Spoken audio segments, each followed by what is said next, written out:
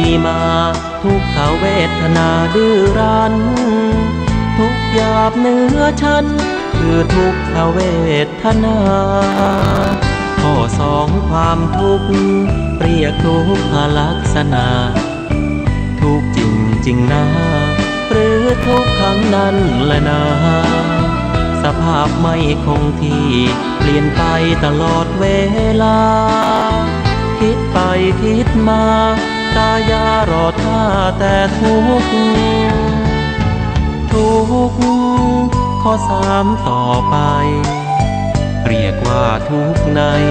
อริยสัจเป็นทุกข์รูปนามกายใจทุกข์ในขันธ์ห้ายิ่งทุกข์หนึ่งทุกข์สองทุกข์สามทุกข์โอดทุกข์สามก่อน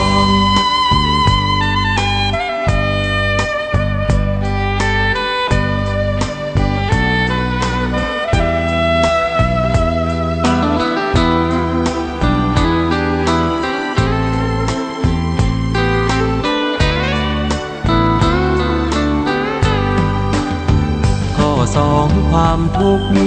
เรียกทุกขลักษณะทุกจริงจริงนะหรือทุกขังนั้นแหละนะสภาพไม่คงที่เปลี่ยนไปตลอดเวลาคิดไปคิดมากายารอท่าแต่ทุกข์ข้อสามต่อไปเรียกว่าทุกข์ในอริยสัจเป็นทุกข์รูปพุทธคุณวางไว้กลางเกล้า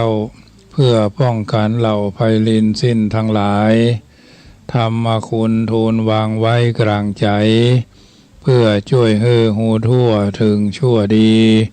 สังฆคุณทูลไว้ในชีวิตเพื่อช่วยพิษพ้นทุกข์เป็นสุขีโดยบุญอภิวันอัญชลีสวดสดีโดยการนิรันดร์เทิน10 นิ้วกราบแนบใต้ไหวสาภารมีธรรมในครูบาอาจารย์พระมหาเถระพระอนุเถระพระมัชฌิมเถระพระภิกษุสงฆ์องค์สามเณรทุกรูปทุกตนขอความสุขความสวัสดีในธรรมะแห่งองค์สมเด็จพระสัมมาสัมพุทธเจ้าจงมีแก่บรรดาศรัทธาสาธุชนท่านผู้ฟังทุกท่านที่มีโอกาสเปิดเครื่องรับฟังรายการเสียงธรรมก่อนรับตาตั้งสถานีวิทยุเพื่อการศึกษาพระพุทธศาสนาและวัฒนธรรม FM ความถี่ 104.50 เมกะเฮิรตซ์รายการนี้นำเสนอให้ญาติโยมสาธุชนได้ยินได้ฟังมีโอกาสก็น้อมนำเอาสิ่งที่ดีที่งามเฮาท่านทั้งหลายได้กระทำบำเพ็ญให้เป็นไปวันนี้พระกันก็เป็นเมื่อค่ำยามแลงเมื่อค่ำยามคืนของวันพุธในแต่ละสัปดาห์ญาติโยมสาธุชนท่านผู้ฟังทั้งหลายก่อนจะอู้น้ำทำคำสอนก็ขออนุญาตเปิดสปอร์ตเนาะงานทำบุญวันที่31 สิงหาให้ญาติโยมได้ฟังแล้วก็จะได้อู้ธรรมะเป็นลำดับลำดาไปเนอะตั้งอกตั้งใจฟังว่าสปอร์ตเพิ่นว่าจะได้การงานที่จะเกิดขึ้นก็ถือว่าเป็นงานทำบุญที่เฮาท่านทั้งหลายทำได้กันโดยทั่วไปท่านที่เกิดปีมะโรงทุกท่านเนอะจะไปลืม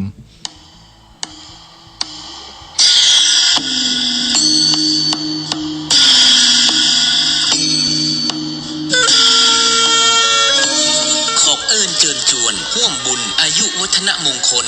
56 ปีของพระมหาประสิทธิ์ธรรมาภินันโทเจ้าอาวาสวัดช้างคำอำเภอป่าซางจังหวัดลำพูนงานธรรมสัญจรบวรเคลื่อนที่ประชาสุขสันต์ภายใต้โครงการหมู่บ้านรักษาศีล 5ของคณะสงฆ์หน่วยอบรมประชาชนประจำตำบลมะกอกปีพุทธศักราช 2563 ณ วัดช้างคำในวันจันทร์ที่ 31 สิงหาคม พุทธศักราช 2563 ดังมีกำหนดการดังต่อไปนี้วันจันทร์ที่ ที่ 31 สิงหาคม 2563 เดือน 12 เหนือขึ้น 13 ค่ำเวลา 9:39 นาทีพิธีเจริญพระพุทธมนต์สืบชะตาโดยพระมหาเถระผู้เจริญด้วยอายุพรรษาการเวลา 12:30 นาทีพิธีทักษิณานุปทานอุทิศแด่ท่านผู้มีพระคุณแก่วัดช้างคำและพระศาสนาและพิธีทอดผ้าป่ามหากุศล1 ปันกองเวลา 19:30 นาทีเปิดงานธรรมสัญจรบวรเคลื่อนที่ประชาสุขสันต์ของคณะสงฆ์ตำบลมะกอกเวลา 20 นาฬิกาแสดงพระธรรมเทศนาธรรมบรรยายโดยพระครูสิริปริยัติญานุศาสตร์หรือพระมหาดวงจันทร์คุตตสีโลดรปท5รองเจ้าคณะอำเภอแม่แจ่มเจ้าอาวาสวัดพันแหวนอำเภอเมืองจังหวัดเชียงใหม่ฉะนั้นขอเชิญชวนท่านผู้ใจบุญร่วมบุญโดยพร้อมเพรียงกันโดยเฉพาะท่านผู้ที่เกิดปีมะโรงงูใหญ่ทุกท่านเชิญร่วมทำบุญสร้างบารมีในงานครั้งนี้ทุกท่านตัวยนะครับงานบุญครั้งนี้สามารถร่วมบุญเจ้าภาพดังนี้ 1. เชิญร่วมทำบุญผ้าป่า1 ปันกองกองเงินกองละ29 บาทกองทองกองละ59 บาทกองเพชรกองละ99 บาทหรือตามเจตนาศรัทธา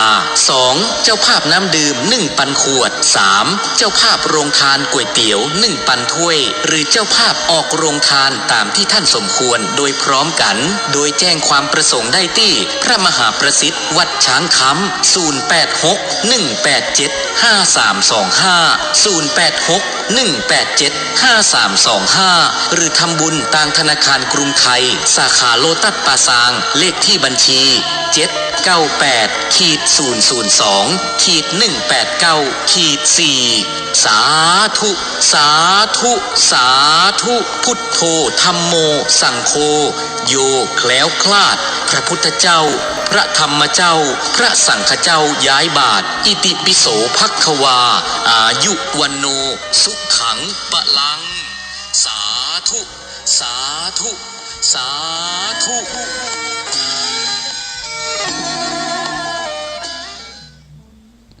เอาละญาติโยมสาธุชนท่านผู้ฟังทั้งหลายอันนี้เป็นสปอร์ตงานทำบุญ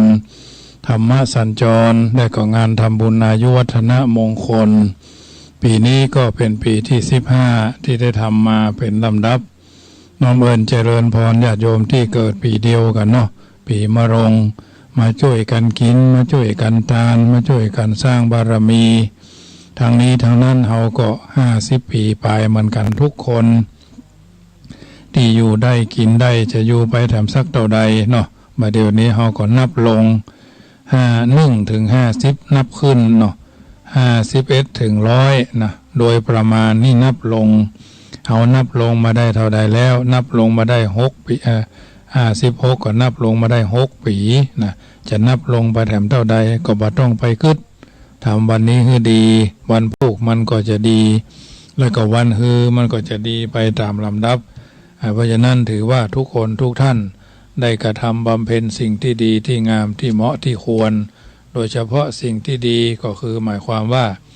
สิ่งที่เป็นมงคลกับตัวกับตนเฮาท่านทั้งหลายนั่นแหละถ้าเฮาทำดีมันก็ได้ดีอย่างน้อยๆก็อู้ถึงว่าสิ่งต่างๆที่เฮาควรจะทำอย่างน้อยๆก็ถือว่าเฮาได้แสดงความคิดละเอียดความคิดอันนี้จัดเป็นพื้นฐานความสำคัญของมนุษย์ทำกิจการต่างๆทุกอย่างเริ่มต้นด้วยความคิดถ้าบ่คิดเป็นหรือคิดบ่ได้เฮาก็บ่สามารถที่จะสร้างสรรค์อย่างเป็นรูปเป็นแบบขึ้นมาได้อย่าทำมาภาพคิดเป็นเจ้าอาวาสเบื้องแรกก็บ่คิดเฮาก็อยู่กับครูบาอาจารย์มาหลายรูปครูบาอายุ80 ปลาย90 ปลายนี่ก็5 รูปเนาะอยู่ตั้งแต่สมเด็จพระราชาคณะอยู่กับเพิ่นแต่อยู่ได้บ่เมินเนาะ3 เดือน4 เดือนไปอุปถากเจ้าพระคุณสมเด็จพระพุทธโฆษาจารย์วัดสามพระยาเนาะรองสมเด็จก็หลายรูปที่อยู่โดยได้ไปอุปถากใจอุปถากอุปถัมภ์เพิ่นพระราชาคณะชั้นธรรมอยู่ตั้งแต่สมัยวัดพระธาตุหริพุนชัยจังหวัดลำพูนพระธรรมโมลีเนาะพระเทพก็อยู่กับเพิ่นพระราชก็อยู่กับเพิ่นพระราชาคณะชั้นสามัญก็อยู่พระครูสัญญบัตรวัดหลวงก็อยู่วัดลาดธรรมดาก็อยู่วัดไก่วัดในห้วยในดอยก็อยู่ ละปูนนี่ก็อยู่หลายวัดนะไม่ใช่ว่าคุณหลวงหาวัดนะญาติโยมอันนี้พอคิดไปหาประสบการณ์ตรงนั้นตรงนี้อันนี้จะคือญาติโยมฟังบางคนก็ไม่เข้าใจไม่ใช่ว่าซุ่ม4ซุ่ม5เป็นขโยมตั้งแต่ปี2516ละ17เนาะ17 18 19กว่าจะได้บวชเนนก็22นะบวชเนนเรียบร้อย22 23 24 24 25 26 27ก็อยู่วัดพระธาตุละปูนเป็นเนนเนาะเรียนหนังสือเรียนยังมาเป็นขโยมมาก่อนความเป็นความลำบากของขโยมหรือเด็กวัดอารามบอยนะ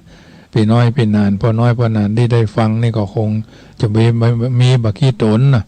ครูบาอาจารย์เพิ่นอยู่ที่ครูบาอาจารย์ฮักหุมอันนี้อาศัยกว่าจะได้อันอย่างแต่ได้อย่างบ่จะได้มาแบบง่ายๆถือหนังสือนั่งหาก็เหมือนกันไม่คืนกว่าจะได้รับได้นอนเป็นขโยมท่องหนังสืออีอูโอเอโอบะพะแล้วก็กะกาน้อยกะกาหลวงเนี่ยบทสัพพะว่าบทเป็นหนังสือเมืองต้องเรียนหนังสือเมืองเนี่ยเตะทำเมืองให้มันได้อ่านตัวออกบอกตัวได้ใช้ตัวเป็นนะอันนี้ก็ถือว่าเป็นบุญอย่างหนึ่งที่ได้หู้หนังสือตัวเมืองครูบาอาจารย์เพื่อนจะส่งไปเรียนละปูนเรียนโรงเรียนเมธีละปูนเฮาจะมีสตางค์พ่อแม่ก็ช่วงนั้นเพิ่นแยกกันอยู่ก็มาอยู่วัดเป็นขโยมเพิ่นว่ามาเฮียนผมจะเฮียนบาลีหรอตอนนั้นเฮาก็ได้ความได้ตัวแบบอย่างขอคือพระเดชพระคุณท่านเจ้าคุณพระศรีสินสุนทรวาทีสินสิขาสะโพทานหน่อทองคนบ้านสลีบุญยืน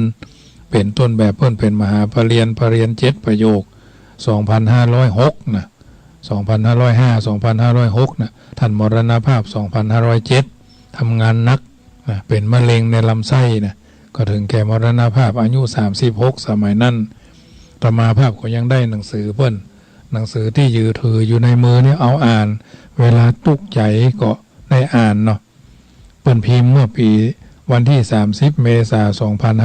2507นะเต้าอาตมาภาพนี่แหละเผาก่อนอาตมาเกิดด้วยซ้ำไปเพราะฉะนั้นเพิ่นพระราชทานเพลิงศพเดือนเมษาอาตมาภาพเกิดเดือนกรกฎาเนี่ยหนังสือนี่แก่กว่าอาตมาเยอะหลายปีหลายเดือนนะเพิ่นเป็นเจ้าคุณตอนนั้นอายุ36นับบัดเดียวก็เป็น100 ปลายเพิ่นเขียนบทคิดบทความมาอย่างเยอะแยะมากมายเอาไว้ให้ท่านทั้งหลายได้พอได้ดูได้ชมอาตมาภาพบังเอิญว่าได้หนังสือเล่มนี้ได้หนังสือก็เพิ่น2 เล่มไว้อะไรเล่ม1เล่มผลงานชีวิตและผลงานเล่ม1พระศรีสินสุนทรวาทีเนี่ยเป็นแบบอย่างองค์ที่2ของตำบลเมืองง่ายนี่ก็พระเดชพระคุณท่านเจ้าคุณพระเทพรัตนนายกนะองค์ที่3ก็อาตมาภาพนี่แหละเป็นปรริญญาธรรม7ประโยค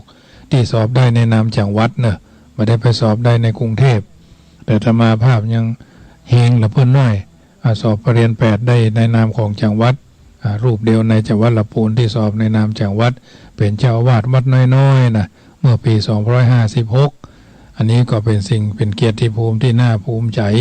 ได้รับพระราชทานทุนพระราชทานมา2 ครั้ง51 ครั้งหนึ่ง56 ครั้งหนึ่งอันนี้เป็นเกียรติประวัติของตุเจ้าที่เรียนภาษาบาลีมาแต่เรียนบ่เก่งนะแต่ขยันนะขยันเรียนมันเอาห้องปรริญญา7นี่ตก9 ปีปรริญญา8นี่ตก5 ปีได้ปีที่5เพราะฉะนั้นอันนี้คือคิดได้คิดเป็นคิดถูกนะคิดถึงคิดได้นะคิดถึงแล้วก็คิดถูกว่าเราเดินทางมาเส้นนี้ภูมิปัญญาเฮาเมนเป็นอย่างอี้ก็ทำให้มันได้แม้จะไม่ได้เป็นบางคนก็ถามว่าโอ้ยังเป็นพระครูถ้าบดเดียวนี่นะอันนั้นเป็นพระครูสัญญบัตรนั้นเป็นพระครูที่เพิ่นมีผลงานแต่สำหรับอาตมาภาพนี่ถ้าเป็นภาษาพระนี่พวกก็ว่าเป็นเจ้าคุณพุทธละนะมันเลยพระครูมาละนะเรื่องสมณศักดิ์ก็ไม่ได้คิดถึงวันนี้ถือว่าทำงานเป็นตำนานดีกว่าออกธรรมะถึงวันม่วนไปถึงวันสบายใจ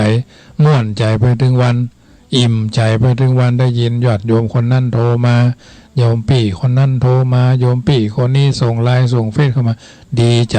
ถ้าเพื่อนหายไปนี่รู้สึกว่าตะคิดตะขวางบ่สบายกะ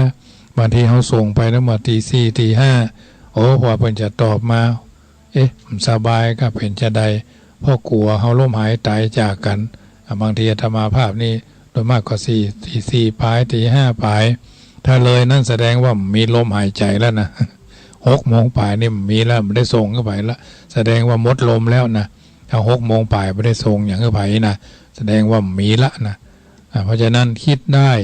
คิดเป็นใช้ความคิดมีความคิดเกิดขึ้นและคิดเป็นรูปร่างขึ้นมาได้ใช้สมองใช้ปัญญาคิดงานคิดถึงก็คิดไปถึงจุดท้ายนะจุดสุดท้ายถึงควรที่ได้ความมุ่งหมายการคิดต่อยอดจากการคิดได้การคิดครบวงจรคิดทำให้ได้นะคิดทำแล้วทำให้มันได้ทำให้มันเป็นต้องมีโครงการโครงสร้างเนี่ยเจ้าอาวาสทุกวัดต้องมีงานที่ทำให้ได้เป็นที่สบายอกสบายใจอยู่เป็นเจ้าอาวาสก็ถือว่าต้องเป็นเจ้าอาวาสให้ญาติโยมเนี่ยไว้วางใจนั่งในหัวใจให้ญาติโยมญาติโยมก็ได้นั่งอยู่ในนั่งอยู่ในหัวใจญาติโยมเพิ่นก็สบายบ่ต้องมาตะคิดตะขวงว่าตู้หลวงใจเนี่ยจะได้เนี่ยทำมันบางอย่างเฮาทำได้เฮาไม่ต้องไปเดือดร้อนเพิ่นนะเฮาไม่ต้องไปเดือดร้อนเพิ่นเฮาก็ทำของหันความสำคัญของเจ้าอาวาสญาติโยมสาธุชนพ่อน้อยพ่อหนานตู้เจ้าอาวาสเนี่ยก็คือพระภิกษุสงฆ์ในพุทธศาสนาการได้บวชชอบด้วยเหตุด้วยผลการได้ห้ามได้เฮียนวินัยพระธรรมวินัยมีความผิดที่ผิดความมุ่งหมายเนี่ยเพราะฉะนั้นถือว่าโอกาสได้สร้างสิ่งที่ดีที่งามเจ้าอาวาสต้องมีความสำคัญต้องปฏิบัติหน้าที่และความรับผิดชอบได้จะต้องมีความสำคัญ7 ประการโดยการ1มีความสำคัญในตัวเองว่าเป็นไผมาจากไหนเมื่อก่อนจะมาเป็นจะใดคณะมาเป็นจะใดแม้บางทีบางครั้งราสิกขาย้ายลาออกมรณภาพนี่เขาบอกว่าเพราะว่ามันถึงภัยมากับมดลาออกก่อนจะลาก็ควรจะบอกก่อนจะย้ายก็ควรจะบอกเพราะเป็นเจ้าพนักงานนะเปิดจะต้องมาตรวจว่าเอาอย่างวัดไปเอาอย่างของวัดไปเอาไปไหนเนี่ยเรื่องทรัพย์สินของวัดนี่สำคัญเป็นเจ้าพนักงานมีความสำคัญในตัวเองเรามีความมีความสำคัญต่อการปกครองคณะสงฆ์เพิ่นมีเจ้าอาวาสเหมือนพ่อหลวงเจ้าคณะตำบลก็เหมือนกำนันเจ้าคณะอำเภอก็เหมือนนายอำเภอเจ้าคณะจังหวัดก็เหมือนผู้ว่าอันนี้สำคัญต่อการคณะสงฆ์3มีความสำคัญต่อการปกครองพระภิกษุสามเณรตนใดจะย้ายตนใดจะไปตนใดจะลาตนใดจะมาบวชลูกไผ่หลานไผ่เกิดวันเดือนปีขึ้นแรมกี่ค่ำเปิ้งหยังเลือดกุบอย่างนี้ต้องหูอันนี้ความสำคัญต่อการปกครอง4มีความสำคัญต่อการปกครองศิษย์วัดบางวัดมีขโยมต้องส่งเสียเขาห้ามเขาเฮียนเป็นอุปชาก็ต้องบวชบรรพชาอุปสมบทกุลบุตร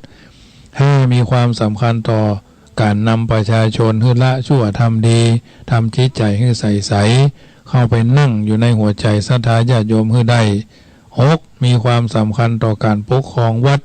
ดูแลทรัพย์สินของวัดเหมือนกับของตัวแม้ตัวตายก็อย่าให้ของวัดเสียหายสูญหายล้มลายหายเสี่ยงหายสูญไปเนี่ยทรัพย์สินของวัดพระพุทธรูปเพราะเราเป็นคนดูแลเราเป็นเจ้าของเปิดห้องว่าดูแลได้เป็นเหมือนมดแดงญาติโยมมดแดงเฝ้าหางบะม่วงนะแม่เพิ่งเฝ้าเพิ่งแต่กินตัวเก่าไปได้นะเพราะฉะนั้นสมบัติต้องดูแลผัดกันชมนะก่อนมาเป็นอย่างใดคณะมาเป็นอย่างใดลาสิกขาย้ายอย่างใดอย่างหนึ่งนี่ต้องทำความเข้าใจ7มีความสำคัญต่อการปฏิบัติศาสนกิจสวดมนต์ภาวนาศึกษาเราเรียนส่งเสริมการศึกษา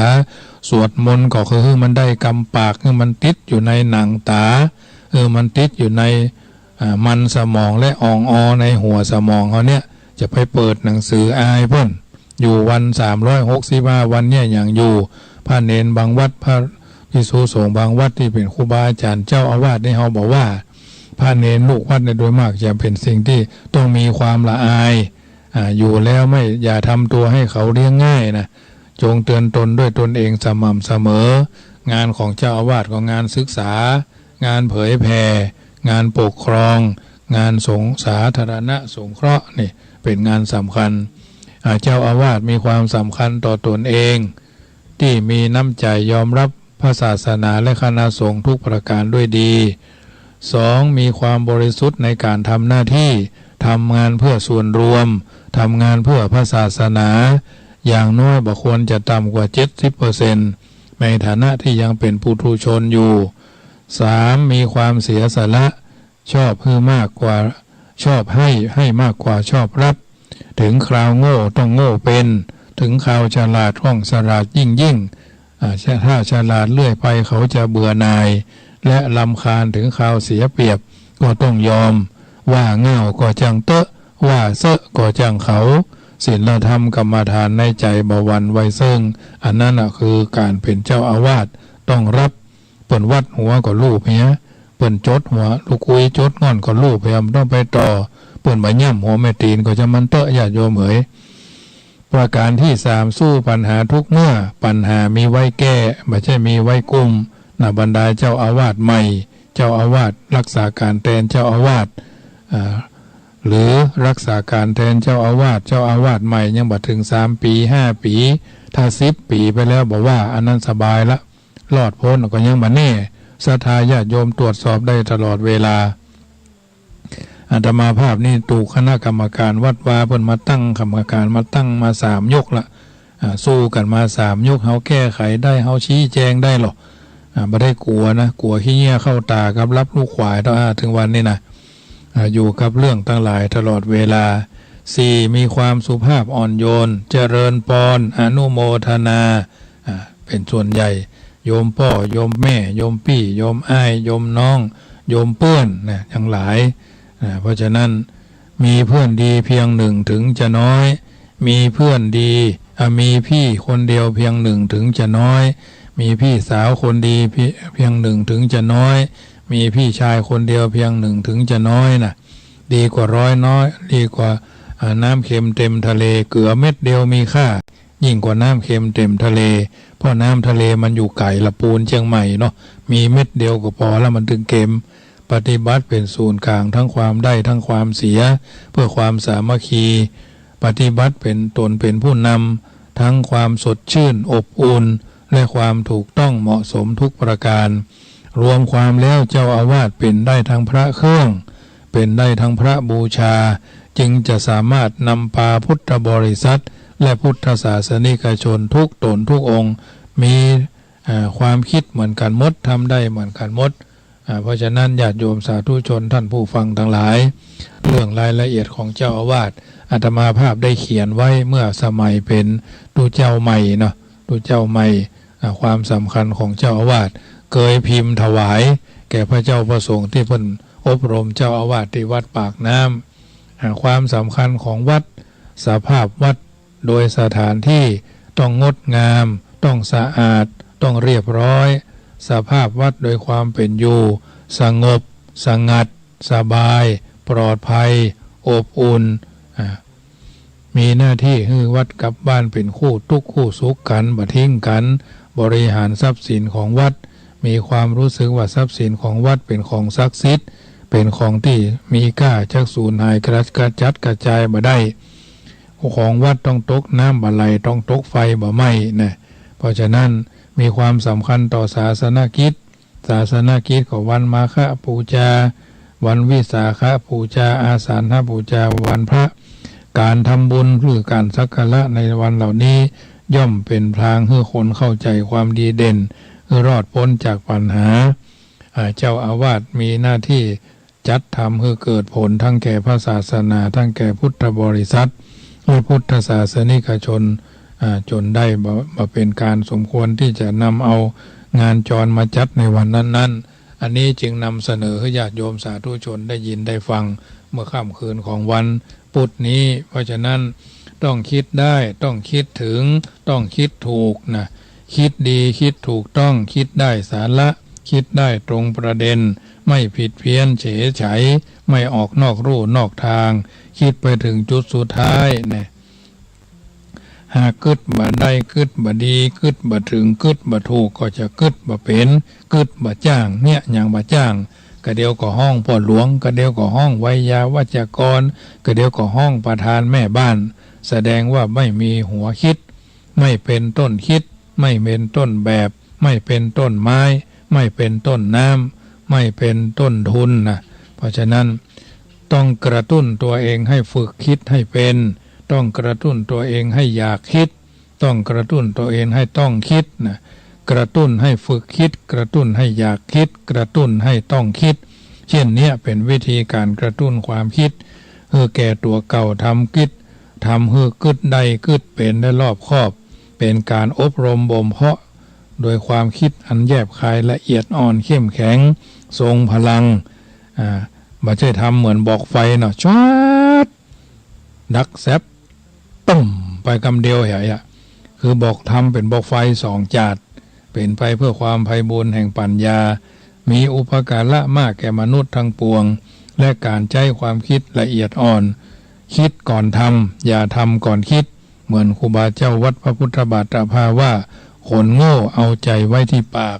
คนฉลาดเอาปากไว้ที่ใจญาติโยมสาธุชนท่านผู้ฟังทั้งหลายกึดจะได้ไขว้จะถึงแปลงใจตึงโทรศัพท์เข้ามาหากันได้เนอะเหลือเวลาแถม10 นาทีป๊อปแป๊บป๊อปแป๊บกำลังอู้ม่วนญาติโยมก็จะหมดเวลาละเพราะฉะนั้นมีโอกาสก็กดเข้ามาได้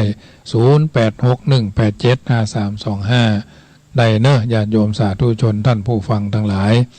น้ำธรรมคำสอนในทางพระพุทธศาสนาสาธุชนคนดีได้ยินได้ฟังแล้วก็นำไปเป็นข้อเตือนจิตสะกิดใจจักบ่ได้ทารำผิดพลาดคลาดเคลื่อนจากความเป็นจริงอนุโมทนาญาติโยมสาธุชนได้โทรเข้ามากันเนอะที่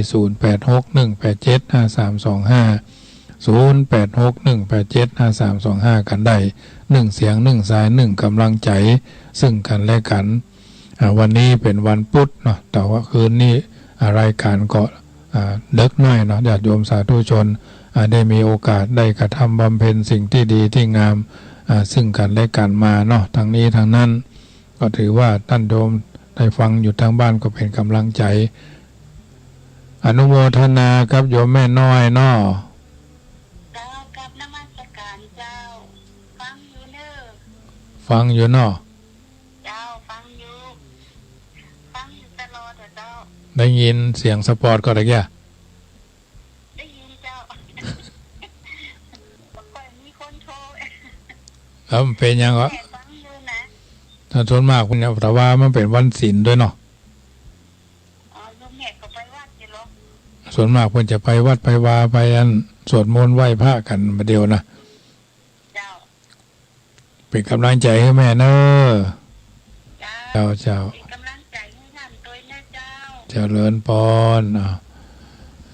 แม่ทองใบบ่อสร้าง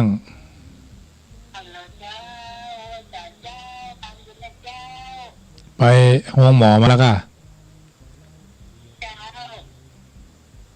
หมอยังจะไปอยู่เดือนหน้านี่แหละจะไปหาเจ้านึกว่าไปลอกตามาแล้วค่ะยังวันที่เดือนกันยาเจ้าขอให้ใส่ยังแจ้งยังไฟใส่ยังน้ำเพ่งแจ้งเลยโมทะโมทนาเจ้าเป็นกำลังกระปูนกำลังมืดคึมมาเนี่ยเจ้าเลย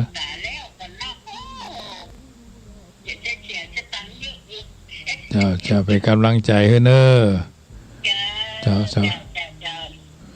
โยมแม่ทองใบสันกำแพง1เสียง1สาย1กำลังใจอนุโมทนาครับทุกท่านเนอะกึดจะได้ค่อยใจถึงแบ่งใจเติงโทรขันทรัพย์เข้ามาหากันได้แต่จะไปลืมเนอะวันที่31 สิงหาวันทำบุญอายุวัฒนะมงคลธรรมสัญจรบวรเครื่องที่ทางนี้ทางนั้นก็เป็นส่วนหนึ่งที่จะได้ช่วยกันส่งเสริมศาสนาศิลปะและวัฒนธรรมวันที่31 สิงหานั้นก็จะมีการถ่ายทอดดังคืน104เนาะคืน104ญาติโยมสาธุชนก็ ฟังอยู่ทางบ้านก็ได้พี่น้องอยู่จุดไหนมองใดช่วงนี้เป็นช่วงหน้าการหน้างานโดยเฉพาะทางละปูนนี่ก็เก็บบะลำไยกันพ่องอันยังต่ออันยังบางทีบางครั้งก็เรื่องด้วยเกี่ยวกับครอบครัวสิ้นเดือนเนาะปลายเดือนก็อาจจะมีภาระธุระสิ่งละอันภาระน้อยหลายสิ่งหลายอย่างในนามของพระเจ้าพระสงฆ์จัดรายการวันพุธเมื่อวันก็เวลาเที่ยงวันถึงบ่ายโมงเนอะคืน96เสียงธรรมะในชีวิตประจำวันอาตมาภาพจะได้จัดที่คืน96วัดพระบรมธาตุเจ้าดอยสุเทพวิทยุท้องถิ่นจังหวัดเชียงใหม่เมตตาในท่านพระครูบายังกวงถวายเวลาเที่ยงวันถึงบ่ายโมงวันศุกร์นี่ก็เวลา8โมงถึง9โมงวันศุกร์นะวันจันทร์เจ้านี่ก็วันจันทร์นี่บ่าย2ถึงบ่าย3เนอะภาคที่หนหนังต้องตึงหนังตายย่อนเนาะเจริญพรไม่จัดเจ้าพี่น้องบ้านนันตาเจ้าฟังอยู่เนอะฟังกันชัดเจนดีเนาะเจ้าชัดเจนเจ้าเป็นกำลังใจให้มันถึงได้มา31เดือนหน้าพุ่นเด้อมาก็จะม่วนบ่มาก็บ่ม่วนอ่ะ มันใจไก่กันเนาะลายแดนเมืองนี่มันได้หรอมาไก่น้ำใกล้ๆวัดพระบาทดับผ้าอีกอ่ะหิมพระบาทดับพระมาแล้วก็จะต้องได้มาแถม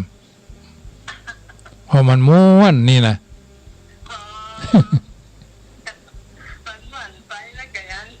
มันเป็นธรรมชาติเป็นต้งเป็นนาเป็นสวนบะลำไยเข้าก้าก่อนได้หานหลายอย่างเจ้าอากาศดีหน่อยอ่ะเจ้ากำลังใจเนอะเจ้าเหมือนกันเจ้าเจริญพรแม่บ้านนันตา0861875325โทรกันเข้ามาได้เนอะ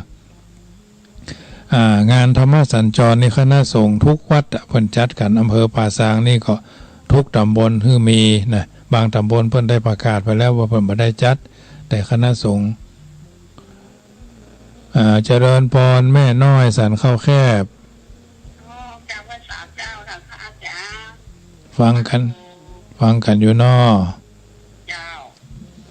อันอย่างก็ชัดเจนดีเนาะฝนบ่ตกเนาะชัดเจนดีแต่วันนี้ก็มีฝนมืดบ่ได้เจ้าอันนี้ก็มิดมดได้แมลงเนี่ยหมอกอ้อยนี่ไหมคืนนี้อาจจะ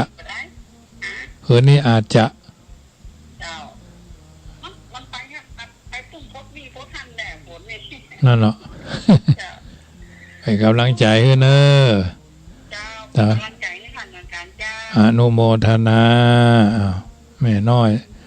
0861875325โทรกันเข้ามา1เสียง1สายพอเว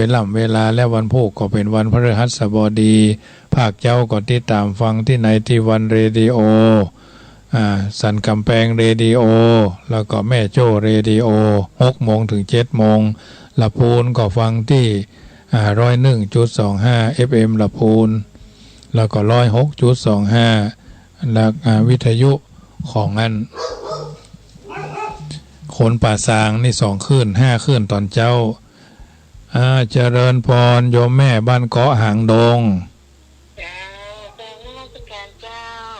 ฟังกันอยู่นอฟังกันอยู่ก้า104ฟังกับเจ้าฟังแก่นทุกวันนะกับเจ้าแต่ไม่ได้โทรไปได้เจ้า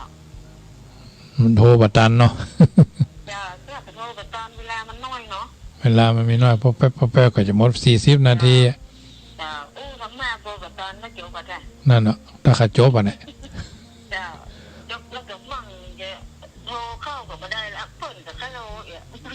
จ้าเป็นกำลังใจให้แม่เนอะจ้ากำลังใจว่าจังเหมือนกันนะเจ้าเจริญพรญาติโยมสาธุชนท่านผู้ฟังทั้งหลายก่อนจบรายการในค่ำคืนนี้เจริญพรแม่สีทรลูกสาวเอานั่นมาเฮือแล้วเนอะโอ้ก่อนเอาไล่ปลูกแมลงเนี่ยไล่จ้ำแมลงเนี่ยฝนก็มิดมดมาหน่อยหนึ่ง นั่นเนาะ นก โมท แหวดบ้านแหวดจ้องอ่ะ เจ้าโมทนาก็แม่สีทอนเนอ เจ้า เจริญพรแม่สีทอนปุ้นตาก้อปุ้นอนุโมทนากับทุกคนทุกท่านเนอะตั้งกัลยาณจิตโทรศัพท์กันเข้ามาเป็น1เสียง1สาย1กำลังใจทางนี้ท่านั้นก็ถือว่าเฮาเป็น1เสียง1สาย1กำลังใจคือกันโดยตลอดมากุศลใดบุญใดที่เฮาได้กระทำบำเพ็ญบุญนั่นกุศลนั่นครับกลายเป็นตบะเดชะก่อนจะจบรายการขอไว้สาเหตุที่คนบ่เข้าวัดนั่นมีหลายประการก็คือ1วัดเลอควาย2ตัดหวายบ่ขาด3เงินบาท100ตัว4กลัวเปิ้นเอาเป็นเจ้าศรัทธา5สังฆาราบ่เอื้อ6บ่เชื่อตุเจ้าวันนี้ก็เลยมาแต่งข่าวพ่อก็เชิญฟังกันพอเน้อฝูงคนหนุ่มเฒ่าบ่หุ่มเข้าวัดอูฮือชัดๆเป็นเพราะอะหยังบ่เหมือนทางทรัพย์สินก้าหงหนังจักจ๋าฮือฟังเหตุมัน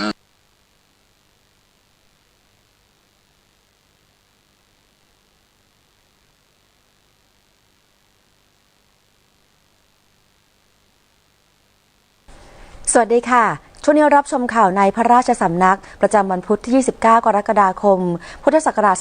2563 ค่ะ สมเด็จพระนิธิธิราชเจ้ากรมสมเด็จพระเทพรัตนราชสุดาสยามบรมราชกุมารีทอดพระเนตรโครงการทหารพันดีกองพันทหารราบโรงเรียนในร้อยพระจุลจอมเกล้า